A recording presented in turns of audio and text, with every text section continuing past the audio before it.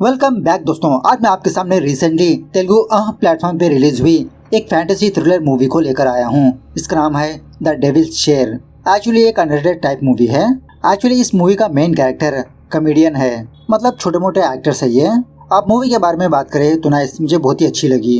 Concept बहुत ही पसंद आया मुझे, तो आप लोग भी वीडियो को पूरा देखना जरूर, बहुत ही मजेदार कहानी है। तो अब चलिए फटाफट से वीडियो को स्टार्ट कर लेते हैं। उससे पहले लुटा दो प्यार, फॉलो ऑन इंस्टाग्राम। मूवी की स्टार्टिंग में ही एक कहानी सुनने को मिलती है और वो कहानी एक भयंकर औरत की होती है, नीलावती। काफी सालों पहले नीलावती अपने यक्ष लोक से भूलोक पर आकर यहीं पर फंस के रह गई, मतलब दोबारा अपने लोक पर जा नहीं पाई, जिसकी वजह से धरती पर रहते हुए अपनी जिंदगी गुजारने लगी। इस नीलावती के पास काफी सारे पावरफुल शक्तियाँ होती है। वो किसी भी चीज से बात कर सकती है, जानवर, परिंदे, पेड़, पत्थर। एक समय आने के बाद ये नीलावती अपने शक्तियों के बारे में एक किताब लिखा। पुंडाक्षा नाम का एक बहुत बड़ा तांत्रिक इस किताब को हासिल करने की कोशिश में लगा रहा। पुंडाक्षा इस किताब को हासिल करके ये अमर बनना चाहता है। पुंडाक्षा के बारे में जानने के बाद वो नीलावती अपने किताब को ही श्राप दे दिया कि जो कोई भी बंदा मेरी किताब आधी पढ़ेगा वो पागल हो जाएगा, अगर पूरा पढ़ेगा तो वो बंदा मौत के हवाले हो जाएगा। अब काफी सालों तक नीलावती और पुंडाक्षा के बीच भयंकर लड़ाई होती रही। अभी भी कुछ लोगों का कहना ये है कि मारावड़ी के पहाड़ों में नीलावती की आवाजें सुनाई देती है। मुझे मत पूछना ये पहाड़ी कहाँ पर है। खैर प्रेजेंट डे पर मनोजवा नाम के एक मेंटलिस्ट को दिखाया जाता है। फिलहाल मनोजवा किसी के घर पर आता है क्योंकि इस घर की औरत ने इस मनोजवा को अपने घर में बुलाया। बात यह है कि इस औरत की छोटी बच्ची के शरीर में किसी की आत्मा है। मनोजवा पूछने लगता है कि आप कैसा कह सकते हो कि इस बच्ची के अंदर भूत प्रेत है, शायद साइकोलॉजिकल प्रॉब्लम भी हो सकती है ना। वो औरत कहने लगती है, नहीं सर, मेरी बेटी दिमागी हालत से बहुत ही ठीक है, लेकिन कुछ दिनों से ही बहुत ही अजीब तरह से बिहेव कर रही है। चीखती चिल्लाने लगती है, कभी रोती है कभी हंसती है। प्लीज सर, आप ही हमारी मदद कर सकते हो। मनोजवा उस बच्ची को अपने पास बुलाकर उसके सर पर हाथ रखकर कुछ मंत्र वगैरह पढ़ने लगता है। उसके बाद उस बच्ची को उसके कमरे के अंदर भेजकर अपने बैग से कुछ सामान निकालता है, एक प्लेट और एक हैमर। ये चीजें देखते ही उस औरत के अंदर की आत्मा बात करने लगती है। मतलब भूत उस बच्ची के अंदर नहीं बल्कि उस बच्ची की माँ के अंदर होता है। वो भूत कहने लगता है कि मैं तुम्हारी मौत हूँ। जब मैं एक फैमिली को तड़पा रहा था तो तुमने मुझे कैद कर दिया, तो तुमको मारने के लिए मैंने ये ट्रैप बनाकर अपने पास बुलाया। मनोजवा उस हैमर को उस भूत के सामने रखकर कुछ मंत्र पढ़ते हुए दोबारा इस भूत को कैद कर लेता है। उसके बाद मनोजवा उस बच्ची को हौसला देते हुए हनुमान जी की मूर्ति देकर वहाँ से चला जाता है। उसके बाद मनोजवा हम ऑडियंस से अपने बारे में बोलने लगता है। मेरा नाम है मनोजवा, दुनिया के बुरे शक्तियों से लड़ता रहता हूँ। मेरे साथ दो और लोग भी है, प्रोफेसर मानिक्यम। कुछ सालों पहले एक शैतान से लड़ते हुए वो अपाहिज हो गए। दूसरे मेरे साथी का नाम है मल्लुदरा, 2 दिन पहले ही उनकी डेथ हो गई। इस तरह से फिलहाल मनोजवा मल्लुदरा के घर पर जाता है। मल्लुदरा की बीवी से कहने लगता है कि 9 दिन पहले मल्लुदरा सर ने मुझे फ़ोन किया, अपने पास बुलाया, लेकिन मैं थोड़ा बिजी था इसलिए मैं उनके पास आ नहीं पाया। क्या आप जानते हो वो मुझसे क्या कहना चाहते थे? वो औरत कहने लगती है कि मुझे कुछ नहीं बताया, बस ये किताब आपको देने के लिए कहा। इस तरह से एक किताब मनोजवा को देने लगती है। मनोजवा को ये बात पता नहीं होती कि मल्लुदुरै की मौत कैसे हुई, लेकिन मल्लुदुरै के साथ जरूर कुछ हुआ होगा। खैर दूसरे सीन में एक प्रेग्नेंट औरत को दिखाया जाता है। जब औरत अपने घर पर होती है तो इसको एक अजीब की आवाज सुनाई देने लगती है, पुंडाक्षा। तभी ये औरत अजीब से बिहेव करते हुए एक चाकू लेकर अपने पेट में बार बार स्टैब करके बच्चा गिरा देती है। पर बाद में पता चलता है कि ये सब कुछ विक्रम का एक बुरा सपना है। इसकी जीएफ का नाम होता है रुद्रा, जो एक एयर होस्टेस होती है। विक्रम और रुद्रा लिविंग रिलेशनशिप में होते हैं। रुद्रा जब अपने काम पर जाने वाली होती है, विक्रम से पूछने लगती है, क्या तुम अभी भी ऑफिस नहीं गए? विक्रम कहने लगता है, नहीं, आज हॉलिडे लिया है मैंने। उसी वक्त नूरजहां नाम की एक लड़की इनके घर पर आती है, मतलब इनके घर में काम करती रहती है।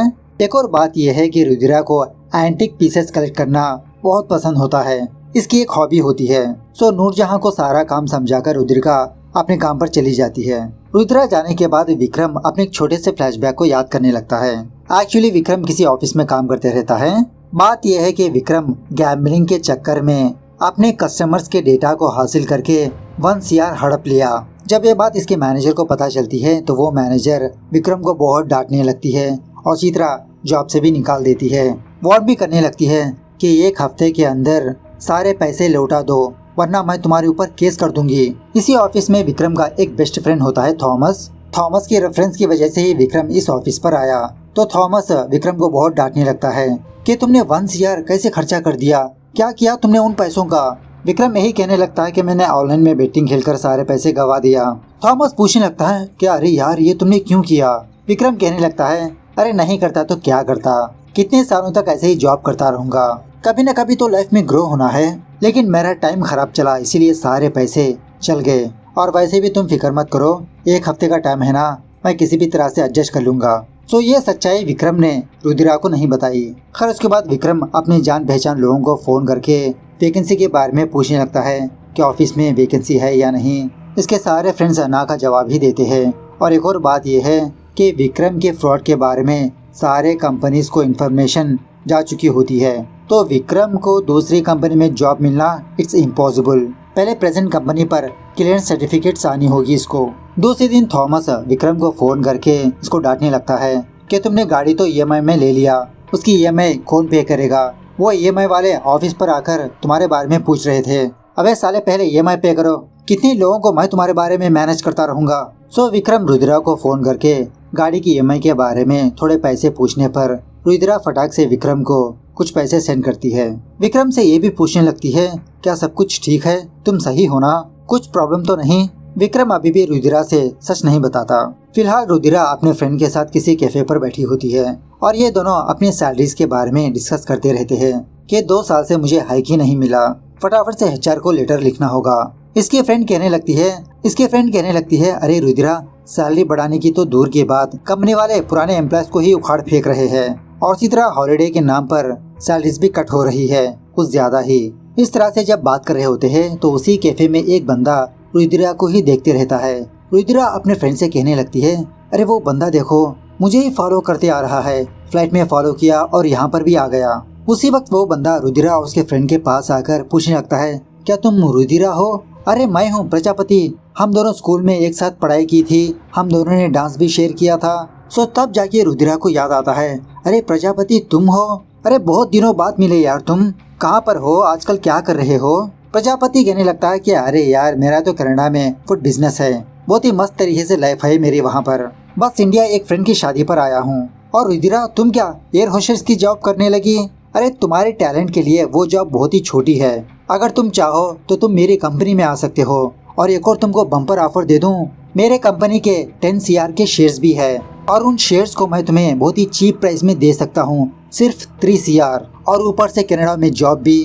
तो इसका ऑफर सुनने के बाद रुद्रा के मन में लड्डू फूटने लगते हैं कि अरे यार यह ऑफर तो बहुत ही मस्त है, लाइफ सेटल हो जाएगी।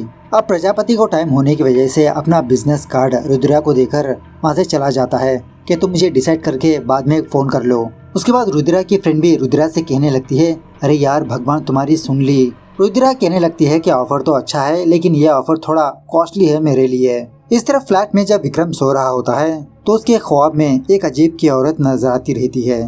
तभी घर की घंटी बजने पर इसकी नींद खुल जाती है। दरवाजे पर रुद्रा होती है। उसके बाद दूसरे दिन जब रुद्रा और उसके फ्रेंड दोबारा किसी कैफे पर होते हैं तो विक्रम का फ्रेंड थॉमस भी वहाँ पर आता है। रुद्रा को देखकर हाय हेलो बोलते हुए कहने लगता है कि अरे यार अब तुम ही विक्रम को संभालो। रुद्रा पूछने लगती है क्यों, क्या हुआ। थॉमस कहने लगता है तुम्हें नहीं पता, विक्रम को जॉब से निकाल दिया गया। यह सुनने के बाद रुद्रा शॉक में रह जाती है। थॉमस भी रुद्रा को रीजन नहीं बताता, कहने लगता है कि पता नहीं वो डिप्रेशन में आकर क्या करेगा, अब तुम ही उसको संभालो। यही होता है ना ट्रू वाला लव। सो रुद्रा घर आने के बाद विक्रम से इसी के बारे में पूछने पर विक्रम सॉरी कहने लगता है कि मैं अपनी प्रॉब्लम तुमसे शेयर नहीं करना चाहता। रुद्रा कहने लगती है कि विक्रम तुम मेरी जिंदगी हो, बंदगी हो, भरोसे वाले हो, मुझसे नहीं शेयर करोगे तो किससे शेयर करोगे। मैं तुम्हारे साथ अच्छे से जिंदगी गुजारना चाहती हूँ विक्रम, वेल सेटल होकर हमें शादी करनी है। इस तरह से विक्रम को हौसला देने लगती है। दूसरी तरफ जब मनोजवा कहीं पर जा रहा होता है तो इसका साथी मल्लुद्रा नजर आता है। कहने लगता है कि मनोजवा मुझे बचाओ, मैं यहाँ पर नरक में तड़प रहा हूँ, वो मुझे बहुत टॉर्चर कर रहा है। मनोजवा वो बहुत ही खतरनाक है, इंसानों की आत्मा को वो अपने कंट्रोल में लेता है, उसे जल्द से जल्द कैद करना होगा वरना सारी दुनिया सर्वनाश होकर रह जाएगी। मनोजवा पूछने लगता है कि मैं उस बुरी शक्ति को कैसे रोकूं। मल्लुद्रा कहने लगता है कि तुम उस शक्ति को हनुमान जी की गदा से ही हरा सकते हो, मतलब तुम गदा तंत्र तैयार करो, जिसमें हनुमान जी की गदा जितनी शक्ति होगी उसी से हम हरा सकते हैं। और उसी तरह मेरी आत्मा को बचाओ मनोजवा, मेरी आत्मा नरक में जल रही है। एक्चुअली मनोजवा का एक छोटा सा विजन होता है जो मल्लुद्रय इसके ख्वाब में आकर ये सारी चीजें बताई। अब ये मनोजवा के पास प्रोफेसर माणिक्यम आता है। मनोजवा जो इसने अपने ख्वाब में देखा वो सारी बात बताने लगता है। यह सुनने के बाद माणिक्यम भी शौक में रह जाता है, जिसका मतलब कोई बुरी शक्ति धरती पर आने वाली है। अगर ऐसा आना होगा तो उसको एक मीडियम की जरूरत होगी, किसी न किसी इंसान को शिकार बनाएगा। इस तरह से एक बहुत ही शक्तिशाली लॉकेट देते हुए कहने लगता है कि अगर वो मीडियम तुम्हारे आसपास होगा तो ये लॉकेट गर्म होगा। दूसरी तरफ रुद्रा अपने एचआर को फोन करके अपनी सैलरी के बारे में पूछने लगती है, क्योंकि इस मंथ इसकी सैलरी थोड़ा कट होकर क्रेडिट हुई। एचआर कहने लगती है कि आपकी सैलरी ऐसे ही नहीं कट हुई, आपने जो लीव लिया और उसी तरह पर्सनल लोन के लिए भी आपकी सैलरी में से थोड़ा कट किया गया है। रुद्रा गुस्सा करने लगती है कि हमारी सैलरी बहुत ही कम है और ऊपर से आप इतना सारा अमाउंट कट कर रहे हो तो ऐसे कैसे होगा। एचआर भी कहने लगती है अगर आपसे नहीं हो पाएगा तो दूसरी जॉब ढूंढ लीजिए। उसी वक्त विक्रम रुद्रा से थोड़े पैसे मांगने लगता है। अब रुद्रा पहले से ही गुस्से में होती है, विक्रम से गुस्से में बात करने लगती है कि मेरे पास पैसे बिल्कुल भी नहीं है। और विक्रम अच्छा होगा तुम एक अच्छी सी जॉब ढूंढो यार, कब तक मैं तुम्हें पैसे देती रहूंगी। उसी वक्त दो बंदे एक एंटीक पीस रुद्रा के घर पर लाते हैं। वो एंटीक पीस एक बहुत ही पुरानी चेयर होती है। एक ऑक्शन में रुद्रा ने इस चेयर को खरीदा होता है। इसकी कीमत होती है 1 लाख रुपए। ये देखकर विक्रम रुद्रा से पूछने लगता है कि रुद्रा मैंने तुमको एक छोटा अमाउंट पूछा तो तुम मुझ पर गुस्सा करने लगी और इस घटिया चेयर को इतना अमाउंट पे किया तुमने। रुद्रा कहने लगती है देखो विक्रम, मेरे पास सिर्फ एक ही हॉबी है, एंटीक पीसेस को कलेक्ट करना।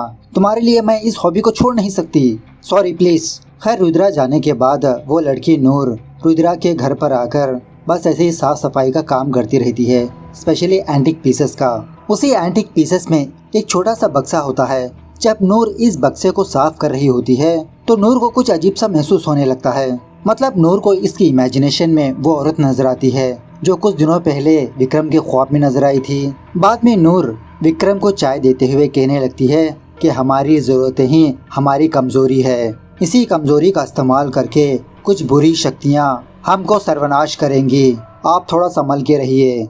उसी वक्त विक्रम का फ्रेंड विक्रम को फोन करके गुस्सा करने लगता है कि अरे यार तुम 1 करोड़ रुपए निकल कर इतना सुकून से कैसे रह सकते हो। यहाँ पर एमडी तुम्हारे खिलाफ लीगल एक्शन लेने का सोच रही है।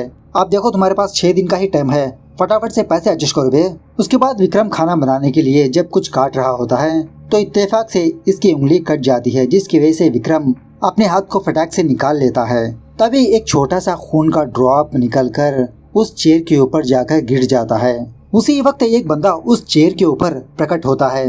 विक्रम इस बंदे को देखकर शॉक में रह जाता है, कहने लगता है कि अरे यार तुम कौन हो और हमारे घर में कैसे आए। वॉचमैन वो बंदा कहने लगता है कि बेटा घबराओ मत, मेरा नाम पुंडाक्षा है, तुमने अपना खून देकर मुझे बुलाया और मैं इसी चेयर पर रहता हूँ। तुमने जो अपना खून दिया उससे मैं प्रसन्न हुआ, ये लो मेरे तरफ से इनाम। इस तरह से कुछ पैसे विक्रम को देने लगता है। उसके बाद गायब भी हो जाता है कि अचानक से यह बंदा कहाँ से प्रकट हुआ। अब उसी शाम विक्रम अपने फ्रेंड को बार पर बुलाकर दारू पिलाने लगता है। थॉमस बहुत दारू पीकर विक्रम से कहने लगता है कि विक्रम तुम फिक्र मत करो, मैं तुम्हारा बेस्ट फ्रेंड हूँ। गांव में मेरी जमीन बेचकर तुम्हें 50 लाख रुपए दूंगा, तुम बस अब 50 लाख रुपए एडजस्ट कर लो। ये friend in need is a friend Indeed. Vikram वापस अपने घर पर आकर उस चेयर के सामने बैठकर दोबारा उसी पुंडाक्षा को बुलाने लगता है कि पुंडाक्षा एक बार दोबारा प्रकट हो। लेकिन ऐसे कैसे आ सकता है। विक्रम अपना हाथ काटकर खून उस चेयर पर डालने पर वो पुंडाक्षा प्रकट होता है। विक्रम पूछने लगता है कौन हो तुम, भूत हो, प्रेत हो, आत्मा हो। पुंडाक्षा कहने लगता है लोगों की ख्वाहिशों को पूरा करने वाला क्या कहते हैं। विक्रम कहने लगता है भगवान। पुंडाक्षा कहने लगता है तुम ऐसा ही समझो। विक्रम कहने लगता है कि मुझे और थोड़े पैसे चाहिए। पुंडाक्षा कहने लगता है कि बेटा जो तुम मुझे दोगे बदले में मैं भी तुमको कुछ दूंगा। विक्रम पूछने लगता है बताओ तुमको क्या चाहिए, मेरा खून ही ना। पुंडाक्षा कहने लगता है रुको जरा सब्र करो, पहले तुम मुझसे वादा करो कि मेरे बारे में तुम किसी से भी शेयर नहीं करोगे और जो तुम मुझे दे रहे हो वो भी किसी के साथ शेयर मत करना। अगर तुमने ये वादा तोड़ा तो तुम अपना सर फूटकर मर जाओगे। इस तरह से विक्रम को एक वादे में बांध देता है। उसके बाद वो पुंडाक्षा विक्रम को और थोड़े पैसे देने लगता है। सुबह होने के बाद जब रुद्रा वापस अपने घर पर आती है तो विक्रम बहुत खुश नजर आता है और इसी तरह कल रुद्रा का हैप्पी बर्थडे होता है, एडवांस में विश करने लगता है। उसी रात विक्रम दोबारा अपना खून देकर उस पुंडाक्षा को बुलाता है। पुंडाक्षा कहने लगता है कि मुझे पता है तुम्हारी प्रेमिका का बर्थडे है ना, अच्छे धूमधाम से करो। विक्रम पैसे पूछने पर पुंडाक्षा कहने लगता है, अरे देता हूँ बेटा, मैं किस लिए हूँ, लेकिन मुझे भी कुछ देना पड़ेगा।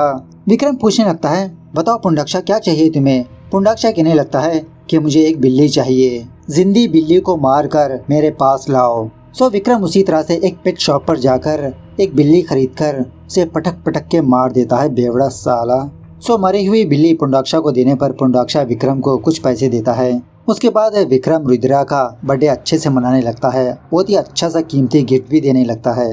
ये सब कुछ होने के बाद विक्रम दोबारा उस पुंडाक्षा को बुलाता है, अपनी सारी प्रॉब्लम बताने लगता है। वही मेरे ऑफिस के क्लाइंट के पैसों से मैंने बेटिंग किया, सारा पैसा गवा दिया। पुंडाक्षा कहने लगता है, बेटा बड़े लोग कहते हैं जहाँ पर पैसों को गवा दिया वहीं से पैसों को कमाना चाहिए। तुम अपने सारे पैसे जुए में हार गए, उसी जुआ खेलकर दोबारा पैसे कमा लो। विक्रम कहने लगता है, तो फिर पैसे दो पुंडाक्षा। पुंडाक्षा कहने लगता है, हाँ दूंगा, मुझे भी तो कुछ चाहिए ना। तुम्हारा शरीर मुझे 2 घंटे तक भाड़े पर दो, मतलब मेरी आत्मा तुम्हारे शरीर के अंदर प्रवेश करेगी। ये सुनने के बाद पहले तो विक्रम हिचकिचाने लगता है, लेकिन बाद में पैसों की लालच में मान जाता है। उसके बाद पुंडाक्षा विक्रम के साथ कुछ जादू मंत्र करके उसके शरीर में प्रवेश कर लेता है। खैर 2 घंटों के बाद जब इसको होश आता है तो उसके सामने काफी सारे पैसे होते हैं। दूसरे दिन अपने फ्रेंड थॉमस को लेकर जुआ अड्डे पर जाता है, जुआ खेलकर इन पैसों को डबल करने के लिए। स्टार्टिंग में तो ये बहुत सारे पैसे जीत लेता है, लेकिन लालच में आकर दोबारा दाव लगाने पर ये सारे पैसे गवा देता है। विक्रम के साथ जो बंदा खेल रहा होता है ना, वो बंदा विक्रम को 4 लाख रुपए उधार देता है। विक्रम वो पैसे भी गवा देता है। सो विक्रम वापस अपने घर पर आकर पुंडाक्षा से यही सारी बातें बताने लगता है। दोबारा 2 घंटे इसकी बॉडी भाड़े पर लेता है। 2 घंटों के बाद विक्रम होश में आने पर 4 लाख रुपए इसके सामने होते हैं। जब विक्रम बाहर जाने ही वाला होता है तो मार्चुरी से एक बंदा विक्रम से मिलने के लिए आता है। कहने लगता है कि सर आपको एक चीज चाहिए ना, मैं आपको लाकर देता हूँ, बस आप पैसे रेडी कर लीजिए। विक्रम पूछने लगता है कि मैंने क्या पूछा। तो बंदा जो हुआ वो बताने लगता है, जब पुंडाक्षा की आत्मा विक्रम के बॉडी में गई थी तो विक्रम मॉर्चरी रूम के पास जाकर एक डॉक्टर से डेड बॉडी मांगी। वहाँ की डॉक्टर विक्रम को डांट डपट कर वहाँ से भेज देती है। तो यही बात वो मॉर्चरी वाला बंदा विक्रम के पास आकर बताने लगता है। विक्रम सोचने लगता है कि इस पुंडाक्षा को लाश की क्या जरूरत, क्या वो कोई ब्लैक मैजिक कर रहा है। उसके बाद विक्रम अपने फ्रेंड के साथ उस उधार वाले बंदे के पास जाकर उसके पैसे दे देता है। इत्तेफाक से उसी कैफे पर मनोजवा भी बैठा होता है। माणिक्यम ने जो लॉकेट मनोजवा को दिया होता है वो हिट होने लगती है। मनोजवा विक्रम को देखकर इसके बारे में समझ जाता है, फटाफट से इसके पास जाकर अपने बारे में बोलता है और ये भी कहने लगता है कि मुझे लगता है कि तुम्हारे अंदर कोई नेगेटिव एनर्जी है, क्या तुम ठीक ठाक हो। विक्रम मनोजवा को सच नहीं बताता, बस यही कहने लगता है हाँ मैं ठीक हूँ। लेकिन फिर भी मनोजवा अपना विजिटिंग कार्ड विक्रम को देकर वहाँ से चला जाता है कि तुमको मेरी जरूरत पड़ेगी। उसके बाद विक्रम वापस अपने घर पर आकर उसी पुंडाक्षा के बारे में सोचने लगता है कि वो पुंडाक्षा मेरे शरीर में घुसकर कर क्या रहा है। अभी विक्रम को अपने फोन के बारे में याद आता है, लास्ट टाइम विक्रम ने इस चीज को रिकॉर्ड किया था। सो विक्रम फटाफट से अपना फोन निकालकर उस वीडियो को चेक करने लगता है। पुंडाक्षा विक्रम के शरीर में आने के बाद ये कुछ ब्लैक मैजिक करते रहता है। विक्रम सोच लेता है कि आज के बाद से इस पुंडाक्षा को कुछ भी नहीं देना चाहिए। खर्च के बाद रुद्रा वापस अपने घर पर आकर विक्रम को अपने उस फ्रेंड के बारे में बताने लगती है कि विक्रम तुम कुछ भी टेंशन मत करो, सब कुछ सेट हो जाएंगे। मेरा फ्रेंड कनाडा में सेट है, अपने कंपनी के शेयर्स देने वाला है। खैर दूसरे दिन थॉमस विक्रम को फोन करके कहने लगता है कि विक्रम तुम्हारे ऊपर लीगल एक्शंस लेने के लिए टीम रेडी हो चुकी है, अब तुम तो जेल जाना पक्का। और उसी तरह मेरे पास भी पैसे एडजस्ट नहीं हुए, सॉरी यार। अब विक्रम को कुछ भी समझ में नहीं आता कि 3 दिन के अंदर 1 CR कैसे एडजस्ट करूं मैं। अब ऑफकोर्स इसके पास एक ही लौता ऑप्शन होता है, पुंडाक्षा। दोबारा पुंडाक्षा को बुलाकर अपनी सारी प्रॉब्लम बताने लगता है। पुंडाक्षा कहने लगता है कि इस बार तुम मुझसे बहुत ज्यादा पैसे पूछ रहे हो, जिसका मतलब मुझे भी कुछ बड़ा ही चाहिए। मैं तुम्हें 1 CR नहीं बल्कि 5 CR देने के लिए रेडी हूँ। मुझे तुम अपनी प्रेमिका का खून ला कर दो, उसे मार दो। यह सुनने के बाद विक्रम शॉक में रह जाता है, कहने लगता है कि मैं रुद्रा से बहुत प्यार करता हूँ, वही मेरी जिंदगी है। पुंडाक्षा धीरे धीरे पैसे बढ़ाने लगता है कि 6 करोड़, 7 करोड़, 10 करोड़ दूंगा। पुंडाक्षा कहने लगता है कि मैं तुमको 2 दिन का टाइम देता हूँ, सोच लो बेटा। इस तरह से गायब हो जाता है। विक्रम को बहुत गुस्सा आकर उस चेयर को तोड़ने की कोशिश करता है, लेकिन तोड़ नहीं पाता। उसके अंदर शक्ति होती है। खैर दूसरे दिन विक्रम उन्हीं पैसों के बारे में सोचने लगता है कि मैं 1 CR कैसे एडजस्ट करूं, क्या करूं, मैं किससे उधार मांगूं। इसी दरमियान में वो पुंडाक्षा अपना भेष बदलकर मतलब विक्रम के ही रूप में आकर विक्रम से कहने लगता है कि तुम अपने GF को मार दो, एक लड़की जाएगी तो दूसरी लड़की आ जाएगी, लेकिन तुम्हारी लाइफ सेटल होगी यार। उसी वक्त विक्रम को वो औरत भी नजर आती है। कहने लगती है कि तुम उसकी बातों में मत आओ, ऐसा मत करो। लेकिन इसके बावजूद भी दूसरे दिन विकी अपनी GF को मार देता है। बाद में पता चलता है कि ये सब कुछ विक्रम का सपना है। दूसरे दिन विक्रम उस मनोजवा को अपने घर पर बुलाता है। सो आते ही इसकी नजर उस चेयर पर पड़ती है। समझ जाता है कि इसी चेयर में कुछ नेगेटिव एनर्जी है। विक्रम से कहने लगता है कि इस चेयर के अंदर एक बहुत ही पावरफुल एनर्जी है। दिन ब दिन इसकी पावर बढ़ती ही जा रही है। फटाफट से इसको खत्म करना होगा, वरना बहुत अनर्थ हो जाएगा। इस बुरी शक्ति के बारे में जानने के लिए हमको एक मीडियम चाहिए। उसी वक्त नूर वहाँ पर आती है। मनोजवा नूर से कहने लगता है कि बेटा तुम इस चेयर के ऊपर अपने दोनों हाथ रखकर क्या महसूस करती हो वो हमें बताओ। तो नूर उसी तरह से करने पर पुंडाक्षा नूर के जरिए से बात करने लगता है। पहले तो मल्लुधरा मनोजवा से बात करने लगता है कि मनोजवा मुझे बचा लो, आग में डालकर जला रहा है मेरी आत्मा को। सिर्फ मल्लुधरा की नहीं बल्कि काफी सारे लोगों की आवाजें सुनाई देती है। उसके बाद पुंडाक्षा मनोजवा से बात करने लगता है कि इस दुनिया से तुम लोग मुझे नहीं मिटा सकते। सो ये सब कुछ होने के बाद मनोजवा विक्रम से कहने लगता है कि मामूली कुर्सी नहीं है, काफी सारी लोगों की बलि ले चुकी है। पहले तो मुझे ये जानना होगा कि इस चेयर के अंदर कितनी एनर्जी है। इस चेयर का छोटा सा टुकड़ा चाहिए मुझे। इस तरह से जब तोड़ने ही वाला होता है, रुद्रा वहाँ पर आकर विक्रम को डांटने लगती है और इसी तरह रुद्रा भूत प्रेत पर यकीन नहीं करती। विक्रम कहने लगता है कि अरे रुद्रा तुम समझ नहीं रही हो, चाहो तो तुम नूर से पूछो। रुद्रा कहने लगती है कि नूर कैसे बात कर सकती है, वो गूंगी है। यह सुनने के बाद विक्रम शॉक में रह जाता है। दूसरी तरफ मनोजवा मानिक्यम के पास आकर मल्लुधरी की किताब और उसी तरह से उस चेयर के फोटोग्राफ्स देने लगता है। मानिक्यम कहने लगता है कि ये तो कोई मामूली चेयर नहीं है, लगता है काफी सालों पहले बनाई गई है और उसी तरह इंसान के औरा से बनाई गई है। मतलब हम इंसानों के बॉडी में जो चक्र होते हैं उन्हीं चक्रों की शक्ति की मदद से इस चेयर को बनाया गया। पुराने जमाने में साधु महासाधु इन चक्रों को कंट्रोल किया करते थे। इन्हीं चक्रों की मदद से शक्तिशाली भी हुए। अब इस चेयर के बारे में बात करें तो ये चेयर जिस घर में भी जाती है 6 दिन के बाद इंसान की मौत हो जाती है। मनोजवा पूछने लगता है तो सर क्या हम उस चेयर को खत्म नहीं कर सकते? मानिक्यम कहने लगता है क्यों नहीं खत्म कर सकते, गदा तंत्र की मदद से खत्म कर सकते हैं। मनोजवा कहने लगता है तो सर मैं उस गदा तंत्र को बनाऊंगा, उस बुरी शक्ति को खत्म कर दूंगा। मानिक्यम कहने लगता है तो फिर याद रखो मनोजवा, कल सूर्यास्त होने से पहले गदा तंत्र को बनाना होगा, वरना उस चेयर में की शक्ति बाहर आकर दुनिया में बहुत बड़ा पाप फैलेगा। खैर उसके बाद मनोजवा उस गदा तंत्र को बनाने की कोशिश में लगा रहता है।